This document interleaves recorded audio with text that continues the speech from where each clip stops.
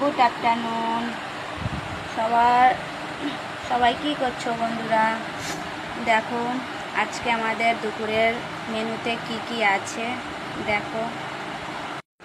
ভাত আছে, আলুর চোখা আছে, আলু দিয়ে পেঁয়াজ লঙ্কা দিয়ে ছানা হয়েছে, এটা ডিমের অমলেট, এটা ডাল রসুন দিয়ে ফোড়ন দিয়েছি, আর এটা ছেলের ভাত।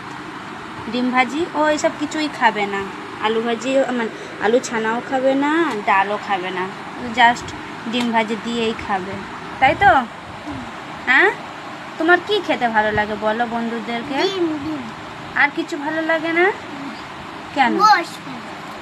গোশ ভালো লাগে, আর কি? আর কিছু না? দেখছো, কিন্তু ওকে খাইয়ে দিতে হবে, ও একা খাবে না, দেখছো? তুমি খাও একা একা আজকে, আমি আর তুমি খেয়ে নিই, আমারও ভাত খোলা হয়ে গেছে।